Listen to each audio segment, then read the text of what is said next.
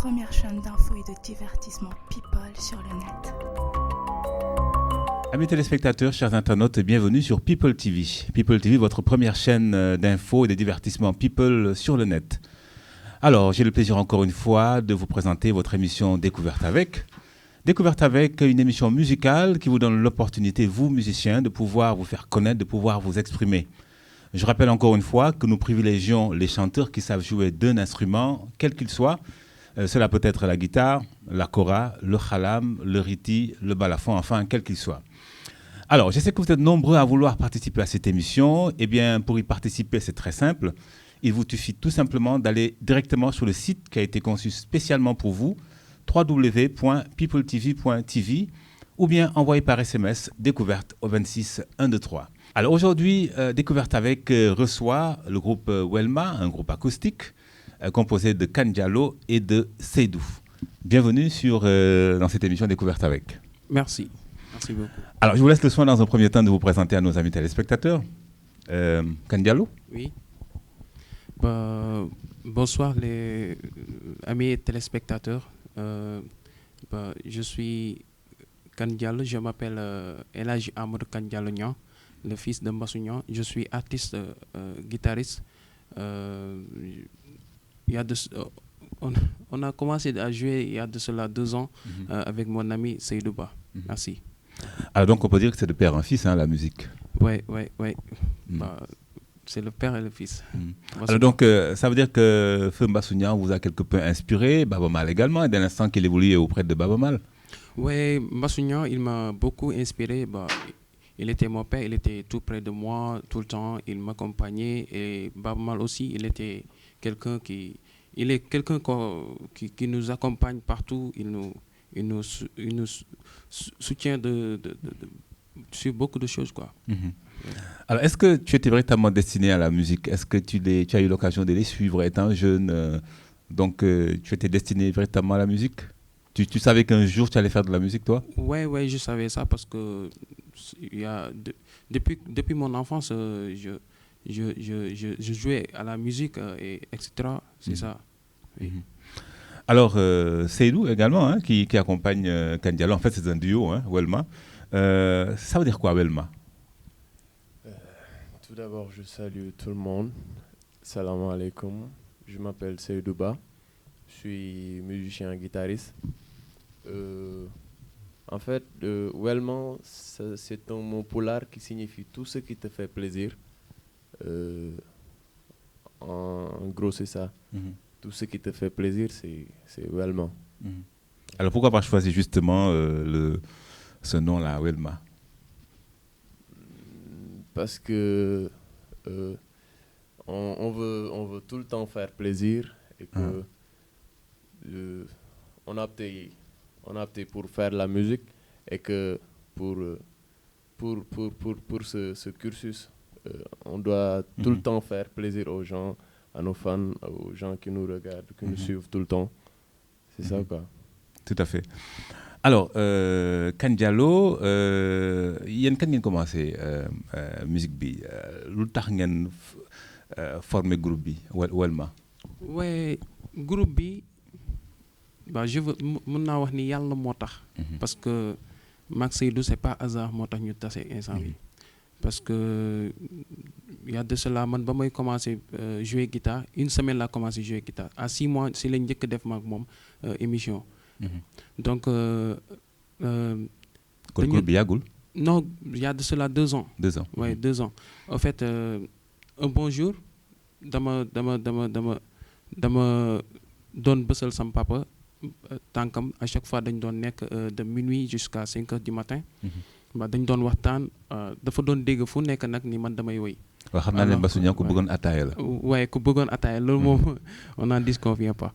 En fait léegi benn jour ma koy bësal tànkam ay 5 heures du matin mu wax ma ne ma dégg naa ne da ngay woy est-ce que mën nga ma woyal ma ne ko waa d'accord dinaa la woyal ma woyal ko benn woy Thione Seck bi nga xam ne moom laa doon fooyee depuis ba may ndaw. ba ma ko woyalee moom tamit mënu ko woon gëm parce que mënu woon comprendre ni doomam bi nga xam ne taaw la. mu nekk ci këram pendant des années. yaroo ci kër gi màggee ci kër gi moom muy xëy di wàcc te musul gis doomam woy si kanamam ba benn instant metti na ko benn instant tamit neex na ko ba après matin tôt le matin dafa yeew rek daal di jubali kër Bammal wax ko ni man damay woy alors ba mu ko waxee Bammal fekk instant boobu maa ngi nekk école di jàng après si la ma woo ne ma dama bëgg nga woyal sa papa Bammal ma ne ko waa d'accord amul benn problème waaw ma ne ko instant bi maa ngi def ko est-ce que mën nga bàyyi ba ma def ko mu ne ma non même booy dem si toilette yi sax demal si toilette yi nga woy ma ne ko waa d'accord après si laa dem ma woyal Bammal tamit mënu ko woon gëm parce que moom pour moom man ku calme laa du ma def wax yooyu sax du ma ko ay waxu woy sax du ma ko waxantoo noonu la demee Voilà donc Welma avec Kane Diallo, qui accompagne également Seydou à la guitare. Nous allons écouter un premier titre qu'il nous propose, le titre Djegesima. Je suis découverte avec.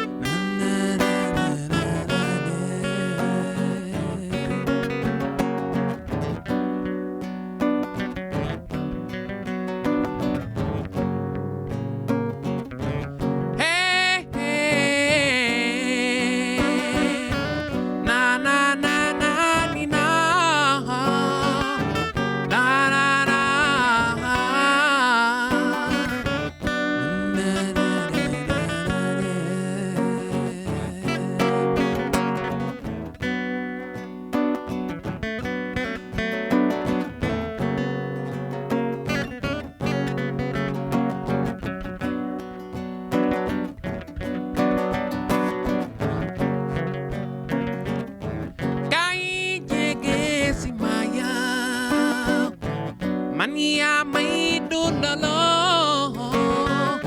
sumala kisiyay sa mayarang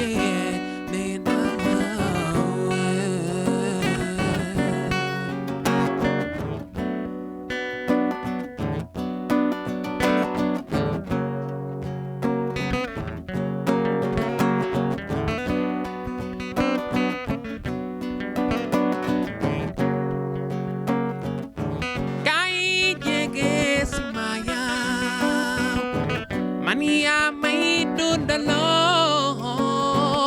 sumala kisiyay sa mayarang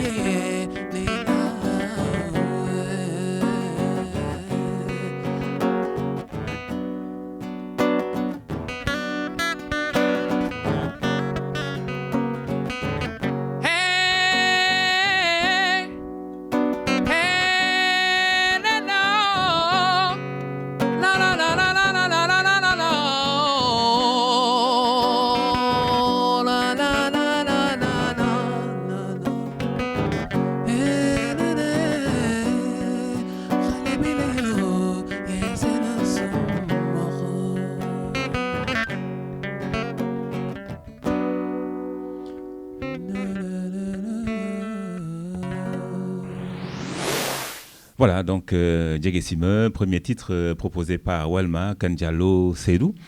Alors, am na lu wax sànq bi nga commencé musique nga ne je pense que tantôt neexu woon sa pap lu tax. En fait lu tax neexu ko woon mooy que ni mënul woon comprendre man ma juddoo ci kër gi. yaroo ci kër gi à chaque fois moom muy xëy di wàcc te mu nekk ci milieu artistique il était ménageur. c'est ça quoi mënu woon comprendre man may xëy nekk ci affaire de musique moom mu nekk ci affaire de musique man ma nekk ci affaire de musique ñu bokk même kër ma xëy benn moom muy dégg feneen ni man damay woy alors que ni moom musuma gis may woy quoi c'est ça. kon on peut dire que mbetteel la woon ci moom quoi. mbetteel bu rëy sax parce que en fait après moom rêve am ba loolu sama papa Baaba Maal moo ko wax nee woon daf ma wax ne ma sama rêve papa moo doon que ni mu am doom boo xam ne en fait dina woy quoi dina woy di jouer guitare en même temps et c'est ça. mais bi nga woyalee Baaba Maal moom lan moo doon réaction am Baaba Maal. réaction mooy que ni jour ba ma ko woyalee jour boobu la ma invité sama premier spectacle dama def a cappella maison de la culture Douta Seck foofu laa defee benn spectacle benn soirée la fa doon jouer après si la woy foofu benn son Thione Seck lay imité tout le temps oui c'est ça. alors Welma kon yéen a ngi ko composé ça fait 2 ans nga ànd ceeg Seydou muy guitariste également chanteur kon fu mu nekk nii mooy duo bi. waaye moom mooy duo bi Seydou Ba. est-ce que moo ngi jàng woy sax. parce que day jàng woy moom baat bi neexul. waaye Seydou nu mu demee noonu. moom dafa wala guitare bi moo la gënal. waaw moo la yóbbaale. c'est vrai que si guitare bi laa gënoon sëgg que voix bi dama doon nekk si guitare bi tout le temps di def ay recherche début bi ma koy jàng dama naan toog ba ay 3 heures du matin. bu ma commencé jouer nit ñi naan yow yaa ngi ñuy déranger waaye dama nga toog fële nga def sa exercice ma dem toog def sama exercice. gëm ni moom laa bëgg quoi. moo tax tey maa ngi ciy xaw a tane daal. waaw nga wax mu tuuti rek sa rencontre ak Kane Diallo. waaw suñu tase du hasard. parce que dama amoon benn grand bu dëkk à côté. ñoom ñaar ñoo dend kër. bon bi ma déggee nii moom day jouer guitare Kane Diallo mu ne ma Kane Diallo temps yi day jouer guitare sax papam moo ko jox benn guitare mu ne ko ah bon. comme que man dama amoon amour bi nag ba nga xam ni képp ku ma gis ngay jouer guitare damay dem gis la ñuy waxtaan di toog di échangeante ay idées par rapport ak musique beeg guitare bi yooyu. donc si laa fa dem ñu gisante toog jouendoo mu way. ma sentir lu muy way nag ma sentir lu muy wayee beneen jour ñu dajawaat di toog di jouer. ba benn jour yàlla na ko yàlla yërëm Mbasuña dégg ñu lu ñuy jouer. ñun ñaar mu ne ñu yéen pourtant bu ngeen defoon duo dina doon lu extraordinaire dina rafet. et que noonu la créé moom si boppam Mbasuña moo créé groupe bi def ko à 2 tuddee ko Welma. kon ce qui veut dire que amoon ngeen bénédiction am. waaw amoon nañ bénédiction am te ku ñu doon épaulé la si lu bëri sax. ku ñu doon jàppale la fu ñu daan dem bu ñu amee concert fu ñuy dem bu ñu ñëwee ne ko papa jox ñu paas mu jox ñu paas ñu dem bu ñëwee commencé te ndax apprécier nañ xam wu laaj ñu questionné ñu wax mu ne waa baax na yu bëree bëri dugal nañu woon ci relève bi dugal ñu ci ay première partie Baaba Maal. loolu yëpp ku ñu doon épaulé daal ku ñu doon jàppale la macha allah. voilà kon nag ñu déglu li nga xam ne mooy Ngeen di Mbindeef mu bokk ci seen répertoire Welma sur Découverte avec.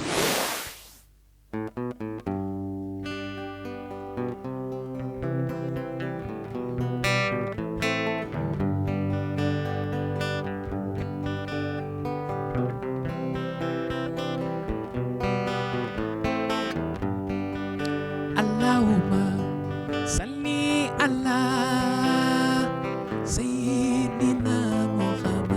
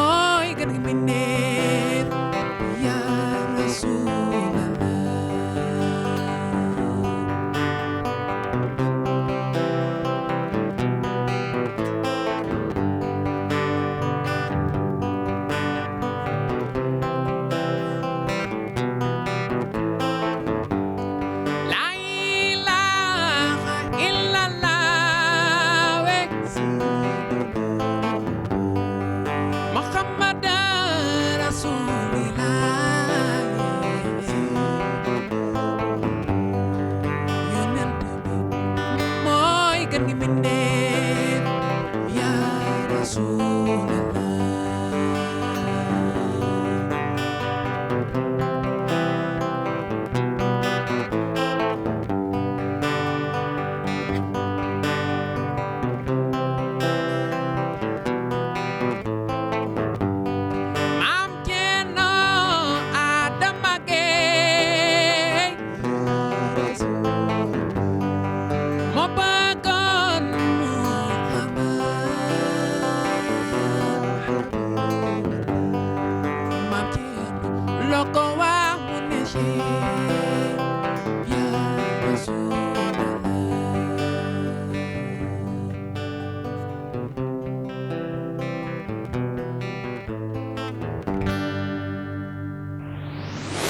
Voilà donc Ngeen di Mbindeef, deuxième titre chanté par nos amis de Walma, Kane Diallo et Seydou. Alors bi ngeen formé groupe bi fan ngeen njëkk a joué yéen.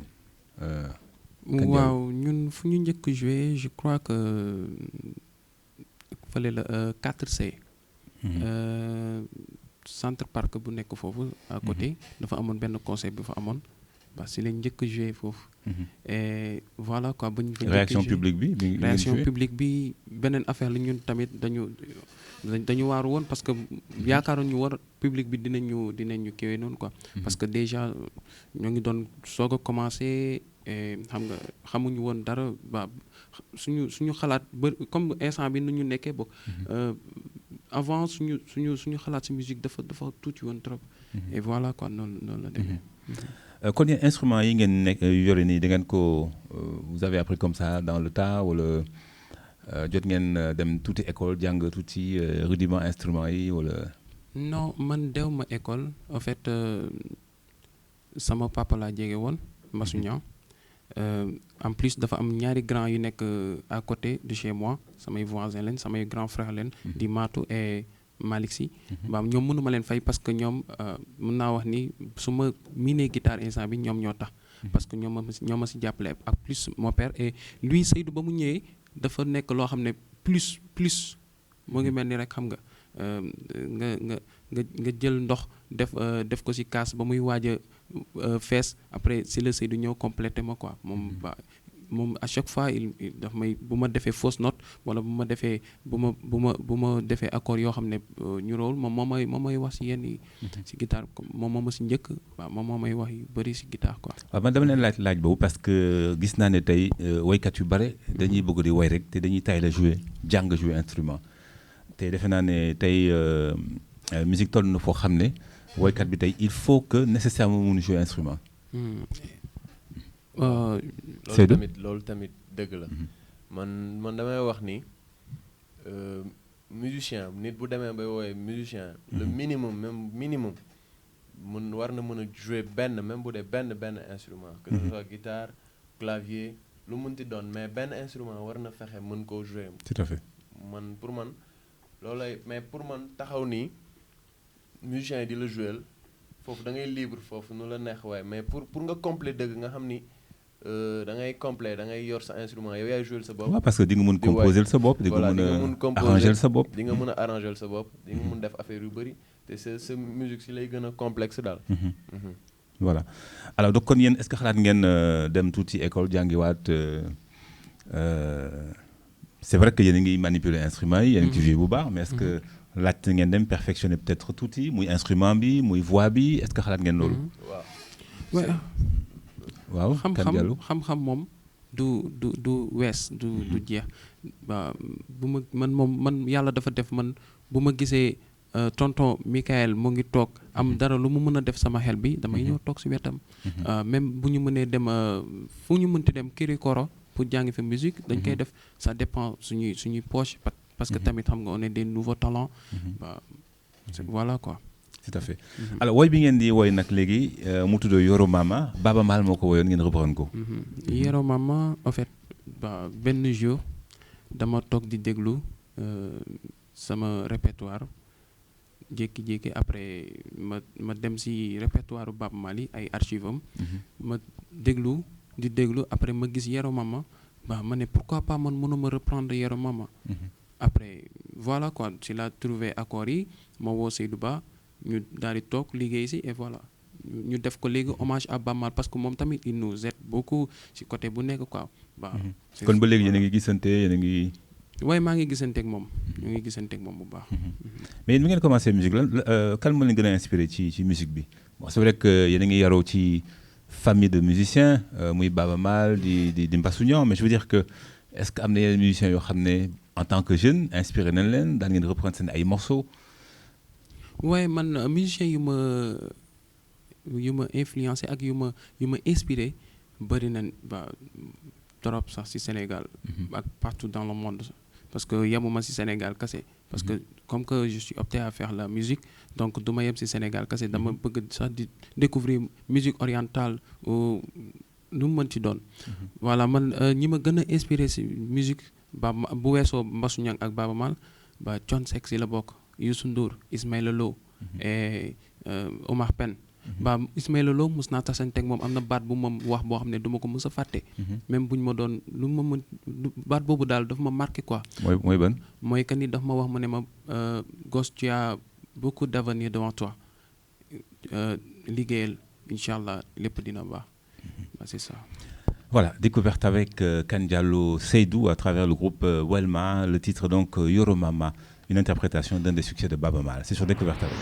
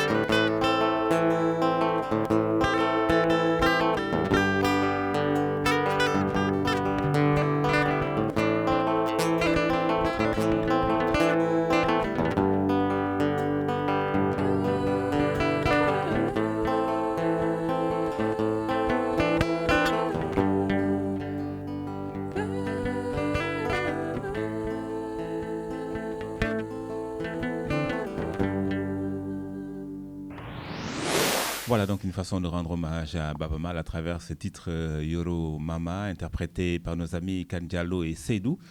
Ça se passe sur Découverte avec alors léegi yéen musique bi ngeen di def nii carrière ngeen ko bëgg a def wala passion la ci yéen dès l'instant que c'est vrai que am ñu leen encadré woon muy Feu Mbassou Niang muy Baba Maal muy ñeneen ak ñeneen musique bi pour yéen lan la.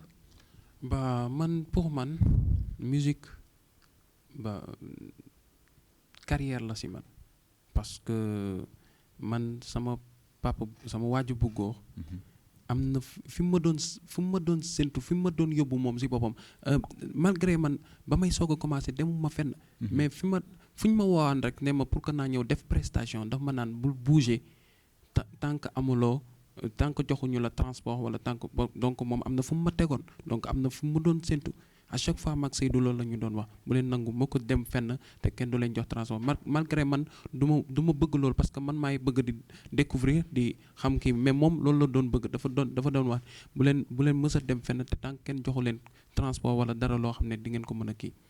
mais man j'avais préféré man ma dem xam nga wane suma bopp wane Seydou tamit wane boppam xam nga ñu ñëpp ñu xam si lu ñuy yëngu quoi.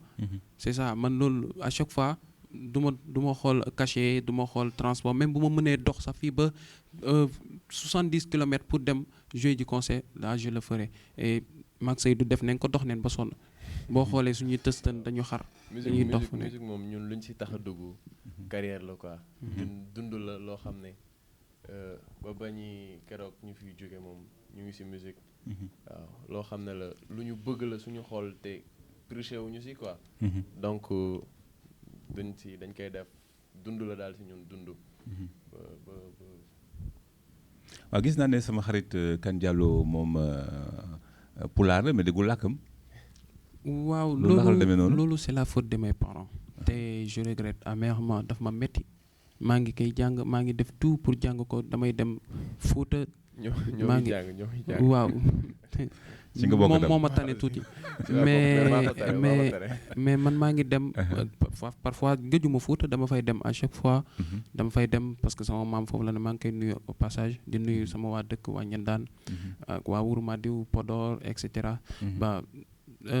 ba mu fa demee ñoom question bi nga ma laajte nii moom la ma njëkk a posé mais dama leen wax c'est la faute à mes parents parce que ñoom ba ma juddoo jàngaluñ ma en fait. daanañu ma woon wax pulaar quoi. dama juddu si ñoom sama kër sama papa ak sama yaay dañuy wax pulaar mais man daanañu ma wax pulaar. loolu nag moo ma gën a sonal fu mu toll nii parce que man damay bëgg di wëy pulaar parce que man pulaar moo nekk sama xol moo nekk sama deret. mais yàlla dafa def nag ni la ko yàlla defee ba mais man maa ngi jàng te incha allah maa ngi wax bandiraabe pulaar. incha allah dinaa dégg pulaar. waaw gis naa ne yéen ci seen composition yi di ngeen woy ci wolof ci alpulaar ci anglais. mais li ngeen di woy nii yéen a koy bindal seen bopp wala da leen di bindal wala. waaw man maay bind son yi. Seydou ma siy jàppale parfois dafay xool ni lii baaxul mu bind mu ne ma teg si lii. on travaille ensemble quoi mag moom. son yi nga gis fii ay composition lañu. waay ba am na yoo xam ne nag Mbassou Niang moom a ko bindal. lu si mel ni yeew ni lu si mel ni Oyiro lu si mel ni yeneen ak yeneen Mbassou Niang bindal na ma ko moom bàyyil na ma fi tamit répertoire yoo xam ne tamit te yàggul dara ba ma ko bindalee parce que bëggul woon xëy benn bés dafa daan toog ba si yàgg rek ne ma indil bi nga fëy mu bind daan di may jox ba par exemple yeew ni ba mu ma koy jox jour boobu daf ma moom laa njëkk woy si chanson kii Haalpulaar. daf ma woo ba mu ñëw ne ma pour que na mu bindal ma son bi daal di ma koy jox. moom moo ko doon woy ak Bamal ak Massou Seck. après ba ma reprendre woy bi nag ñoom ba dañu touché jour boobu Pape Massour moom mooy këristu Bape Mal kii bi en fait dafa ñëw ba ma woyee ba pare dafa ñëw accolade ma ba ma ko woyee si kanamu Bape Mal ak sama pap jour boobu ñoom dañu kontaan parce que ni ma ko jëlee transformé ko woy ko beneen woy daf leen neex trop mais c'est ça. Voilà. Nous allons écouter une chanson, bien c'est en anglais, hein, Be Try. Oui, Be Try, trahison. Son bi, bañ ko composé yàggul parce que dafa ñëw ni sama copain suñu copain yi xam nga à chaque fois dañuy toog di waxtaan et voilà quoi dañuy am problème mu fii man mii sax man j'ai été victime de ça si affaire betrayal c'est trahison. Voilà quoi après si la composé benn son yàggul dara parce que dañu waroon invité fenn ñu ne xaar ñuy jouer di foo ba si yàgg rek après son bi si la ñëw noonu et simplement noonu la ñëwee quoi. Voilà, Betrayal sur Découverte avec Welma, Kane Diallo et Seydou.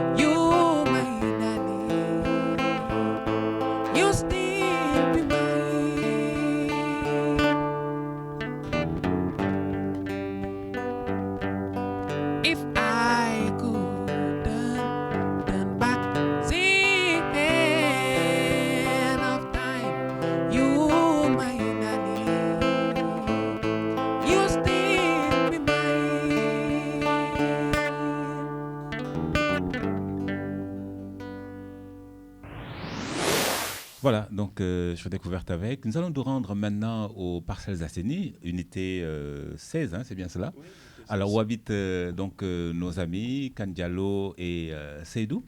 Alors là, nous allons donc rencontrer, n'est-ce pas, leurs proches. Et justement, voici leur témoignage. Nous les écoutons. Actuellement, elle a Jacques Seydou. Depuis toute petite, on a grandi ensemble. En plus, voisine là, c'est koñ bi laa dëkk. maag seen petite sœur ñoo yàgg ànd ak ñoom pratiquement ñoom màggandoo ñu nekk ci koñ bi quoi. groupe Welma mën naa wax ni seen yaay la seen sœur la et puis seen conseillère la aussi. groupe Welma yàlla dafa def sama ñaari doom ñoo ci nekk muy El Hadji Kane Diallo ak Cheikhna Seydou Nourou Ba. biñ koy doog a tàmbali bon dañ ko doon def peut-être yëfi xale à molo tëju def seeni ab kii commencé parce que lu dañ ko bëgg mën nañu aussi dañuy def yàqul dara aussi ci seen ngor ak seen diine ak éducation. pour man su ma waxee nag tam ñu ne damay far quoi mais pour man Kane Diallo bi nga xamante ni moom mooy leader pour man moo daa xawee ci àdduna bi. acoustique bi ñuy def yàlla xam nga yàlla may na leen ci lu bëri te ñu ngi ciy góorgóorlu incha allah ñoom nañ leen gis. li ma gën a marqué ci groupe Welma il y a quand même l'originalité parce que dama déglu Kane Diallo lu ci bari ci acoustique yi c'est des chansons en pulaar bon dëgg la ay njuddu jéeri lañu mais quand même ils sont enracinés dans leurs origines su ma ko déggee foofu il me rappelle un peu son papa Baba Maal ou d'autres artistes halpulaar. xam nga lépp loo gis dafa am début am bokk balaa nit ñi di la accepter day metti surtout ñoom genre bi ñuy def nii dina metti trop mais ñoom ñooy gëm ne suñ ko defee gars yi dinañ ko accepter ñu def ko. bon mën naa ne seen style musical dafa di loo xamante ne je peux dire c'est un peu particulier parce que dañ fay gis ñi di def ay rap mbalax et consort mais ñoom acoustique bi ñuy def dañ koy def mu amaale tuuti rap mbalax c'est bien quoi. voilà mën naa ne c'est bien quoi parce que gis nañ fi différents styles mais ñoom seen boss mën naa ne c'est un peu particulier. seen style musical nag bon du ma ne ñoom ñoo ko fi dàq mais xam naa ne am na ay affaires yu créativité yoo xamante ni mu ngi si biir yoo xamante ni au fil du temps nit ñi dañ ko gis quoi.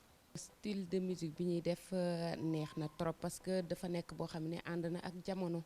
tout à fait au début Thierno Seydou Nourou dafa defoon formation en électromécanique ba am na ci presque diplôme mais bi ma xamee ne lii aussi lu ma ko njëkkee gis à la télé dafa ñëw ma dal ci kaw ma ne ko lii ànduma ci donc na nga dem a jég sa formation bi jéem a dugg ci sa beneen comment dirais-je circuit mu ne ma yaay lii yàlla dafa def man bëgg naa ko am naa ci talent te du tax Kane Diallo du yàq dara ci suñu éducation suñu ngor ak suñu diini.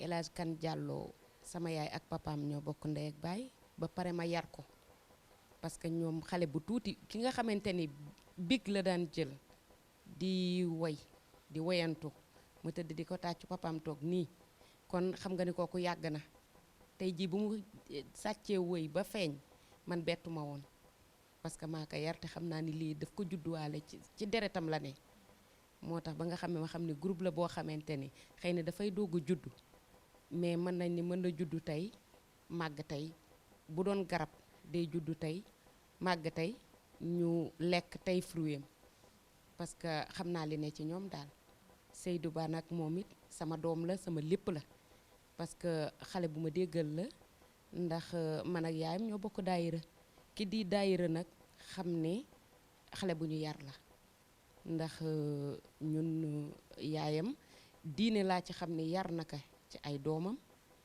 yar na leen ci façon bu ne daal boo xamante ne nu doom bu baax di mer rek yaree nañ ko donc te loolu laa gis ci kër gi ndax man nee naa la yaay laa ci ñoom lépp laa ci ñoom bu ma gisoon ci ñoom beneen jikkoot lii du continuer te bu ma ni leen woon déggal nañ ma ba nga xam ne bu ma leen ni woon na fi yem dana fi yem kon nag comme tey lii la ñu bëgg te yàlla def ñu nekk ay xale yoo xamante ni macha allah li ñuy def am nañ ci yaakaar ñu leen di ñaanal rek lépp li nga xamante ni loolu lañ ci bëgg tamit ñu fekk ko ci ak lu ko raw. voilà mën naa ne comme subvention yi ngeen di wax état bi ñu war a def bon mën naa ne état bi defuñu ko normalement quoi defuñu ko ba mat mais état bi dafa war a jàppale jeune talent yi. soutien bi nag des na parce que bu ñu nee ministre de la culture donc ministre bi warul nekk ministre seulement mag ñi dañu war a geesu xale yi ndax réew bu amul xale mënoo yaakaar ci ëllëg réew moomu ndax ni ñu nekkee xale nii ñoom ñooy màgg parce que ku mel ni Youssou Ndour ou Baba Maal war nañu ak ñeneen soxla nañu relève te xale yi ñooy seen relève donc ñooñu dañ leen war a soutenir dimbale leen jàppale leen ba nga xamante ni balay ñooñu di bañati mën fekk ñoom jóg nañ. jeunes yi dugg ci art bi bari na donc état bi war na leen appuyer parce que aussi l'art en tant que tel l'art est universel xam na ne art moom quel que soit alpha am na lu muy indi réew.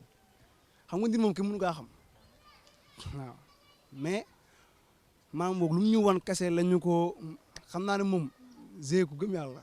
su ma commencé ci Kane Diallo bon kan lu mu def da koy xeeb kan des fois day ñëw toj foofu noonu nga ñëw xam nga mais day xeeb lu mu def quoi day danaan non man tey def ma fa dara dama yàq yëfu jàmbur affaire yooyu bon mënu ma ko xër la quoi dafa xër trop ci li muy def xam nga bon keneen ki di Seydou nag des fois il s'emporte quoi jeu bi su neexee rek xam nga day solo jëmale ginnaaw waati suba xam nga moom daal loolu laa koy reproché tout le temps quoi mais tamit da ngay gis ne dañuy dégg ndigal quoi parce que bu ñuy door a commencé El Hadj day way Zé di solo si suuf xam nga mais bu ñu ñëwee suñu koy rectifier depuis jour boobu la gëj a am donc nekk na ay gars yoo xam ne neex nañoo waxtaanal quoi sincèrement. par rapport ak El Hadj vraiment moom dama naan yàlla da ko may baat am na voix yàlla may na ko voix. bon comme ni ma ko waxee tout à l'heure vu tey jii El Hadj bu woyee li nga xam ne artiste la Seydou tamit bu guitare man damay kontaan man pourtant dama naan ko sax yow li nga guitare xaw ma foo koy jëlee. ma leen di ñaanal yal na leen yàlla jàppale et toujours les conseils que je donne d'une manière très pratique fu ñu mën a nekk ak fu ñu mën a dem ak fu ñu mën a teew bu ñu fàtte seen bopp bu ñu fàtte fi ñu jóge bu ñu fàtte seen ngor bu ñu fàtte seen diine quel que soit le milieu qu'ils puissent fréquenter et je crois qu'ils resteront toujours les mêmes. sur Parcelles nit ñi xam nañ leen foo ne groupe Welma El Hadj ak Seydou xam nañ leen mais il faut que ñuy génn nit ñi di leen gën a xam c'est vrai ci période été bi nii dañuy def ay after work nit ñi di dem payote fii tout le temps nit ñi di leen ñëw soutenir mais des na pour man parce que doo toog ni kese rek benn moitié public bi xam la nii rek du am sens vu que li ñuy def neex il faut que ñuy génn di dem ci concert yi di dem ci émission télé yi nit ñi gën leen xam parce que franchement li ñuy def dafa neex c'est bien il faut que ñuy génn. conseil bi ma leen di jox mooy ñu bañ a yàkkamti parce que loo mënti gis nga bëgg ci gis réussite yoon wi dana metti lool dina sore lool mais boo muñee lu nekk dana la ci fekk li ma leen di ñaan daal mooy ñu muñ dal respecter xale lu mu tuuti tuuti nga jox ko respecter di déglu seen public aussi. jàpp rek te ba bàyyi xam ne tamit yàlla li mu yor pour ñun la nit ñi doomu aadama yi te li waykat yu mag yëpp am jomm leen donc foog ñu gëm ko xam ne nag dara yombul toog sax di nelaw ñu lay jox wan ngay wan suba ngoon sax yombul donc dara yombul ñu jàpp te ba bàyyi te xam ne résultat daam.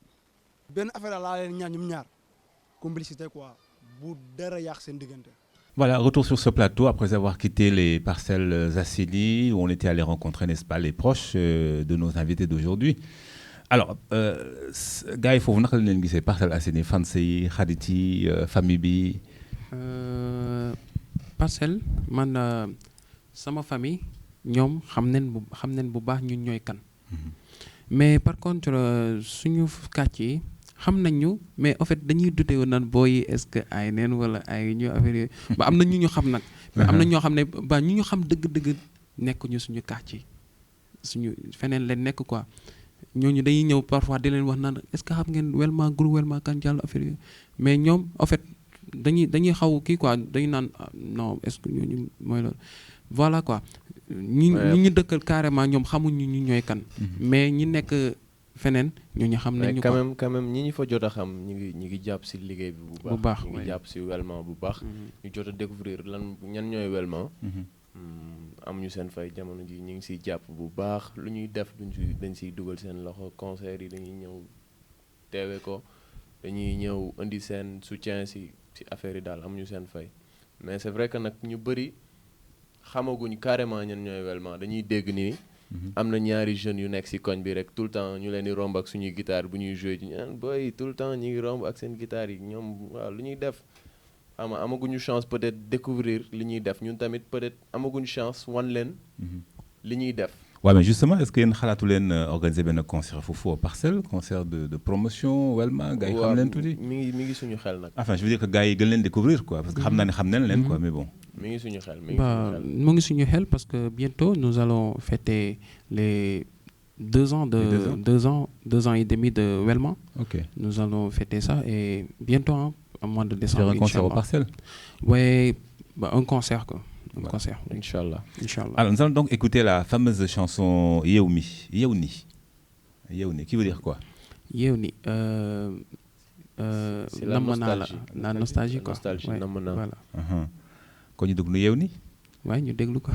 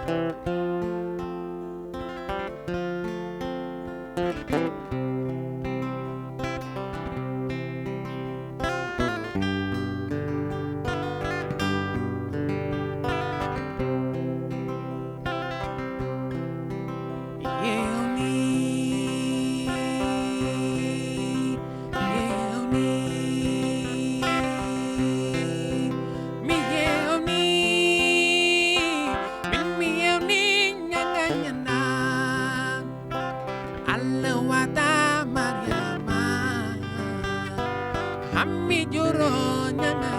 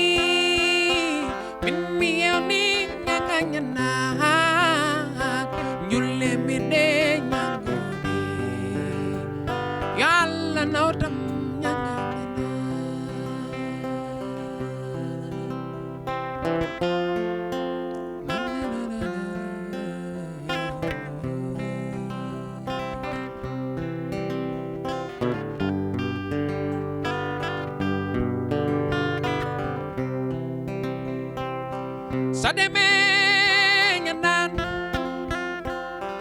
fekk fa sama mambo hammi polanya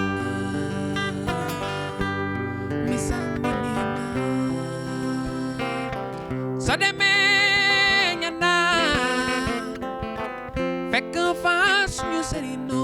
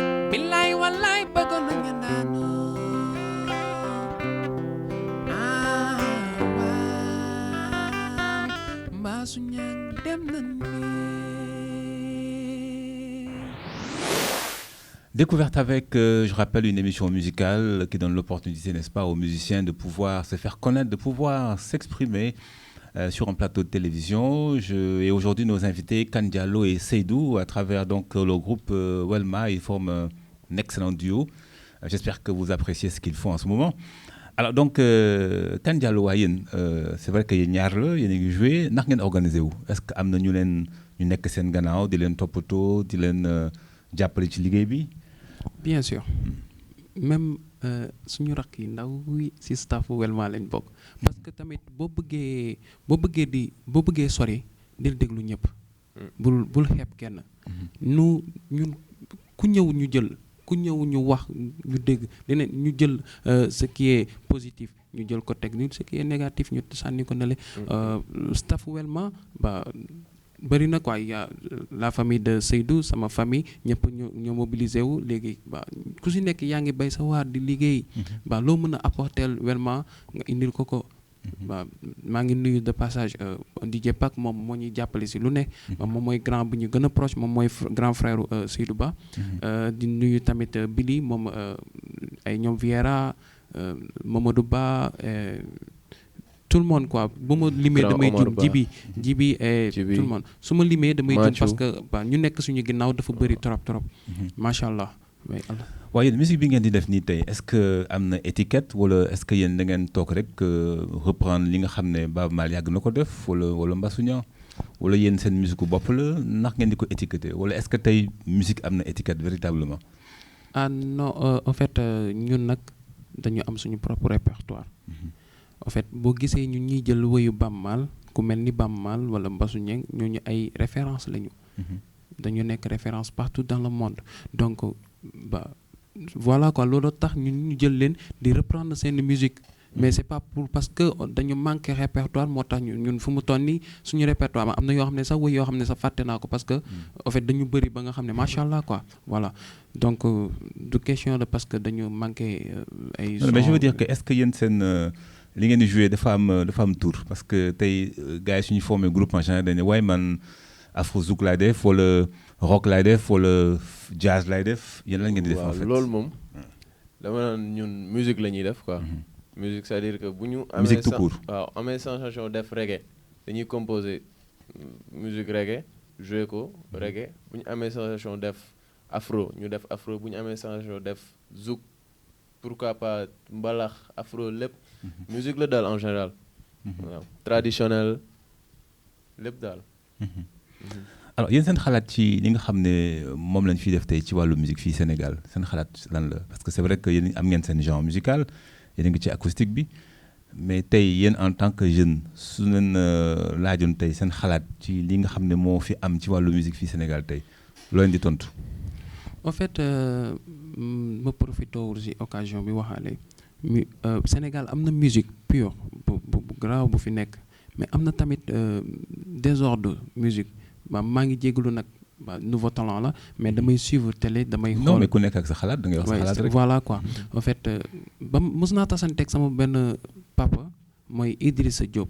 ba ma tasanteeg moom lan la ñu njëkk a wax mu ne yéen ñaax ñi yéen ak ñeneen seen yeneen morom musique bi ngeen di def nii yéen a mën a ranger waat musique gu Sénégal musique gu Sénégal ngeen jubalaat ko ba mu jub. et voilà loolu tamit nekk na suma xel quoi te incha allah loolu nekk na rêve boo xam ne incha allah bëgg naa ko. waaw mais man bëgg naa xam fan la problème bi nekk. soo leen waxee loolu c'est que y a un petit problème quelque part.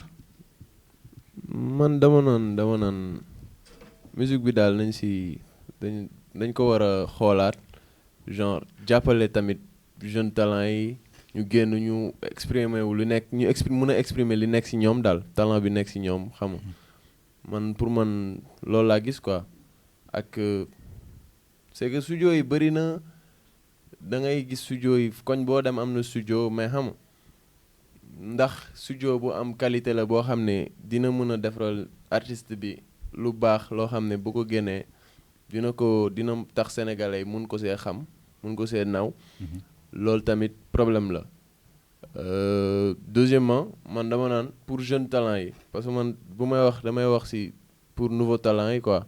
ñi nga xam ne ñoom lañ xamagul ñi ñu xam ba pare peut-être am nañ fuñ egg am nañ fu seen poche toll foo xam ne mën nañ dem studio peut-être Londres sax buñ amee luñ fa bëgg enregistrer fa mais fii peut-être jeune talent yi luy seen problème mooy studio yu baax yi nga xam ne mën nañ leen defaral son yu am qualité. day cher trop ci ñoom day cher parce que dañ lay wax ay prix yoo xam ne yow peut-être liggéeyoo defoo dara ci musique bi nga jàpp peut-être ak benn da ngay jàng yaa xam da nga am benn liggéey bu sew booy def ci suuf donc manque de moyen boobu man lay wax quoi parce que tamit du da ngay jël benn somme bu ndaw nii dem ci studio yi ñu defaral la benn son boo xam ne qualité bi da ngay ree ba tas daal maanaam c'est vrai que la musique c'est le son mais xam naa dañ ci dellu si waat su kanamee tuuti rek ñu bàyyi leen ngeen tëggal ñu lii nga xam ne mooy tukki. tukki voilà ñu déglu ko c'est sur Découverte.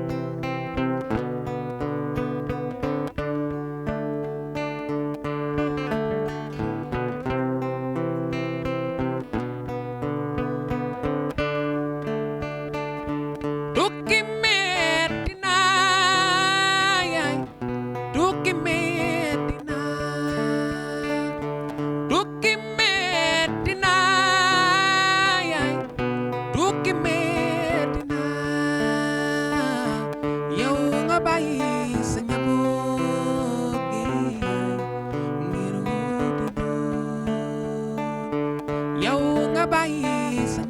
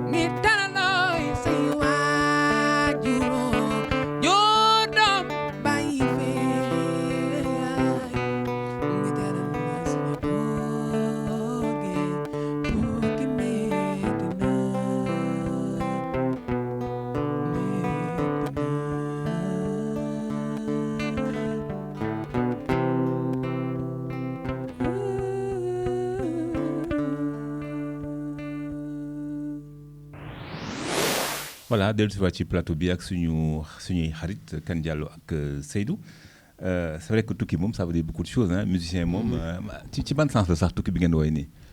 waaye man ci sens bi ma ko gën a gisee mooy que ni man damay gis ñi nga xam ne dañuy tukki di souffrir.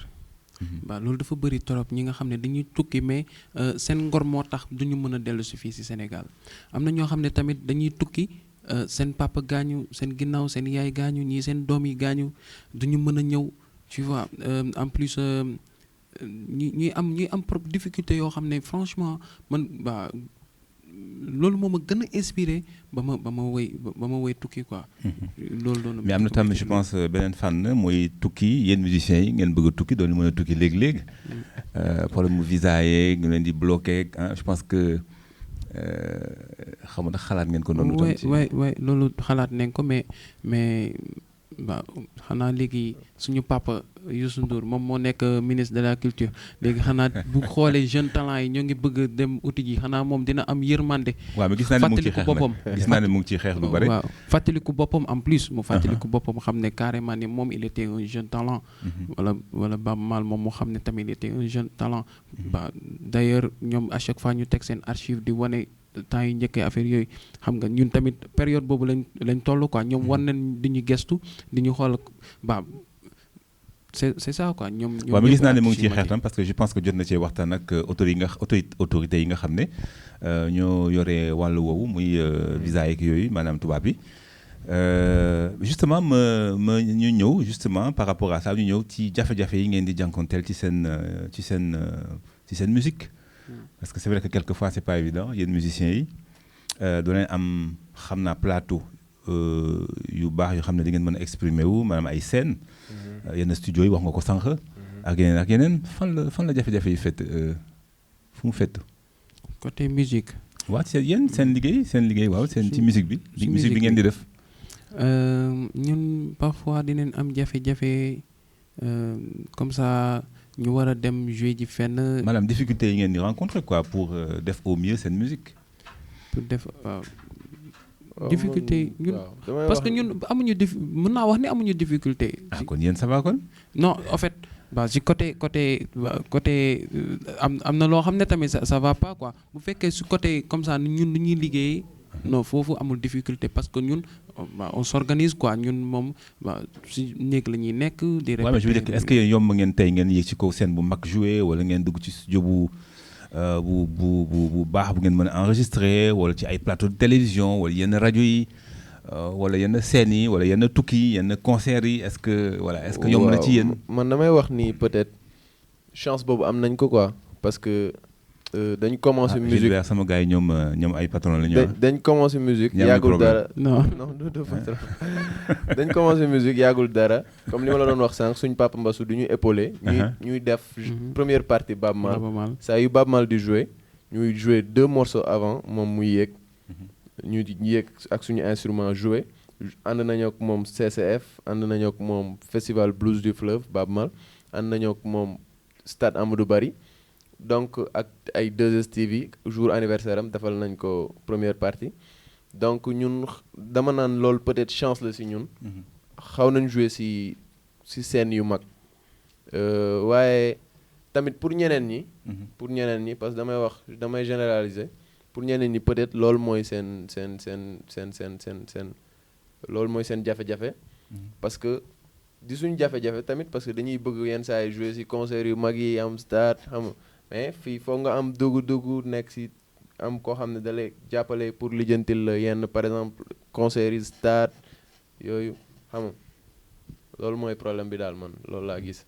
voilà alors waaw gis naa ne reprendre ngeen benn morceau Baaba Maal muy Yoro Mama bii ngeen di waaj a woy nag muy Jarabi te Tafa Jarabi dëgg ko. est-ce que yéen am ngeen ay rapport justement ak Tafa Jarabi wala dafa leen neex rek ngeen reprendre morceau bi noonu. Tafa Jarabi.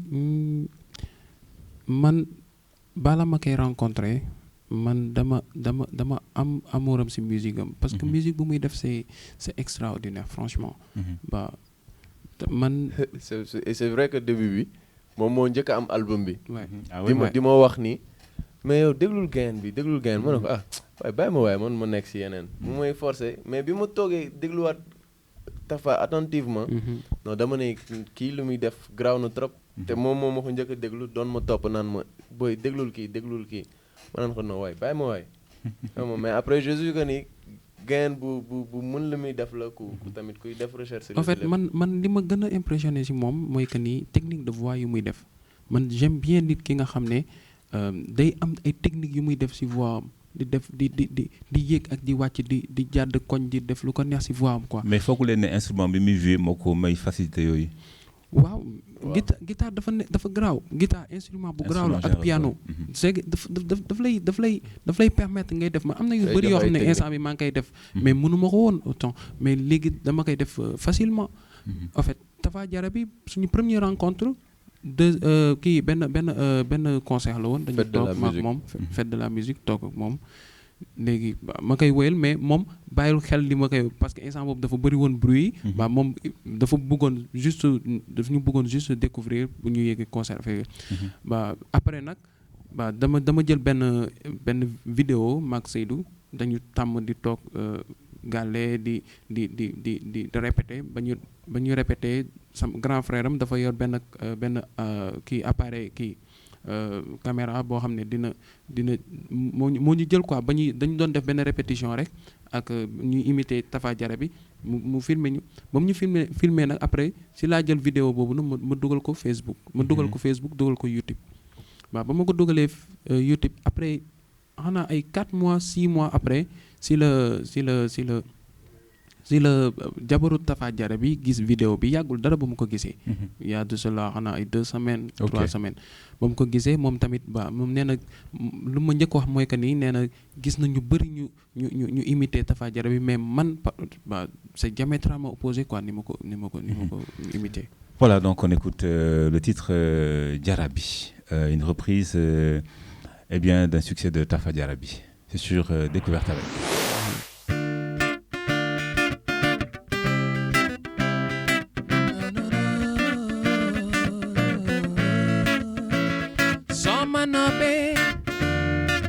Soma bagi lu tax waay yow mi le nga may na badoo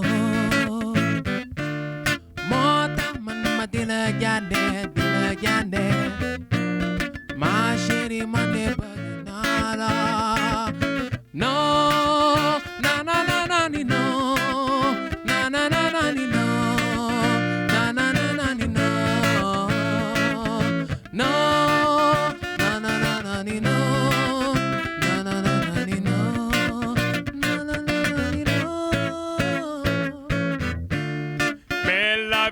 Para moverte mi corazón se derramó en la vida para moverte mi corazón se derramó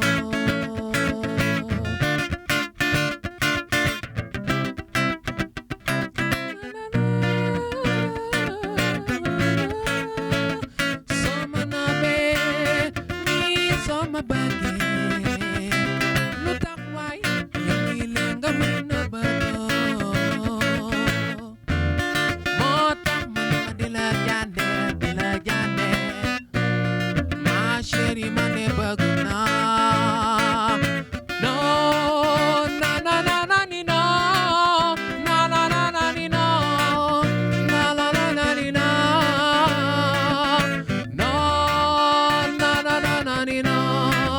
no na na na na ni no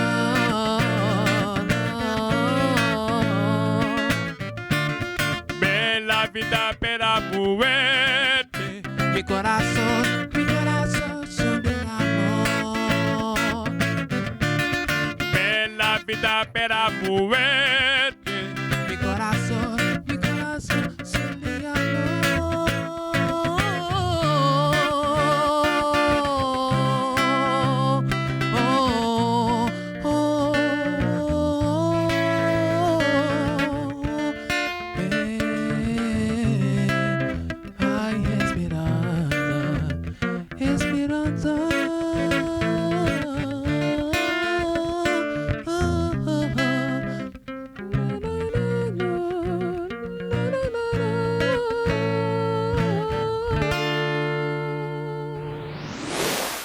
c'était Tafa Diarabi, donc repris par Welma. Nous allons terminer cette émission Découverte avec, toujours avec nos amis Kan Diallo et puis Seydou. Oiro, muy hommage à Mbassou Niang. Dafa mel ni sax tey émission bi hommage à Mbassou Niang la parce que wax nañu lu bari ci moom. mooy sa papa moo leen encouragé ci musique bi. ngeen woyal ko ngeen fental ko woy tudde ko Oiro. parce qu'il est Welma. Mbassou Niang est Welma. ba turu boo bëggee gis Mbassou Niang rek boo bëggee gis est-ce que Mbassou Niang mu ngi exister ba léegi quelque chose comme ça. del déglu Welma wala ngay bàyyi xel Welma wala ngay seetaan Welma rek. di nga gis ne ni Mbassou Niang dem na mais mu ngi fi ba tey. parce que lu yéene bu rëy la amoon si ñun macha allah mais suñu borom moom buy ñëw ak mbiram moom kenn du xam. mais yéene bu rëy la amoon si ñun ku ñu doon macha allah ku ñu doon épaulé lu si lu bëri di ñu conseillé. dañ daan toog minuit ba 5 heures du matin mu ñuy wax naan ñu yàgg naa si musique di ñu conseillé naan ñu lii bu leen si dara dugal bu leen dara dugal si tux bu leen dara dugal si naan alcool bu leen dara dugal si ay loo xam ne bu leen xaalis jaral dara di ñu conseillé daal loo xam ne day tax musicien di jub di avancer tout le temps mi ngi ko doon def loo xam ne tamit day jàppale musicien si xaalis que muy lépp dafa daan def loo xam ni day jàppale daf ñu doon jàppale si ay démarches si ay relation dafa daan def dem na ba dugaloon nañu studio pour ñu enregistrer album suñu borom def ñu dugal ay témoins entre temps si la feebar ba suñu borom def li mu def mais amoon na yéene bu rëy si ñun ñu ñaan yàlla nañu yàlla dooleel ba yaakaar boobu bu mu tas yaakaar boobu mu amoon si ñun yàlla na ko yàlla mottali ba fu mu ñu doon séntu ñu àgg fa. oui parce que ñu fàttali benn affaire tamit ni moom moo njëkk jox cachet Welma cachet de 25 000 francs. Ah oui. loolu duñ ko mës a fàtte cachet de 25 000 francs moom moo ñu ko njëkk jox. Voilà. Oui, Voilà, nous allons terminer cette émission à travers cette chanson Oiro qui rend hommage à Mbassou Niang. Mbassou Niang, je rappelle, est le papa de Kan Diallo, notre invité aujourd'hui de cette émission Découverte avec. Nous les écoutons pour terminer. Oiro.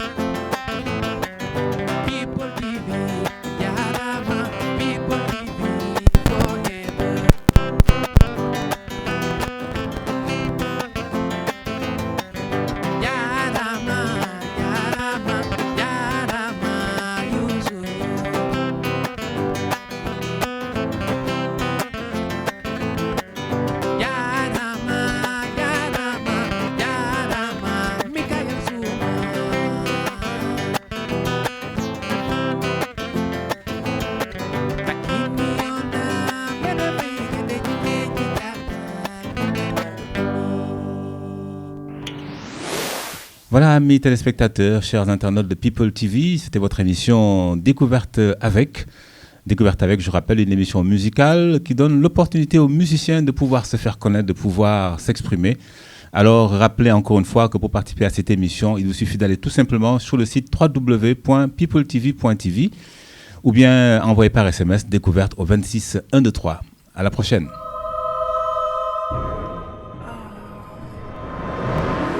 People TV, première chaîne d'infos et de divertissement people sur le net.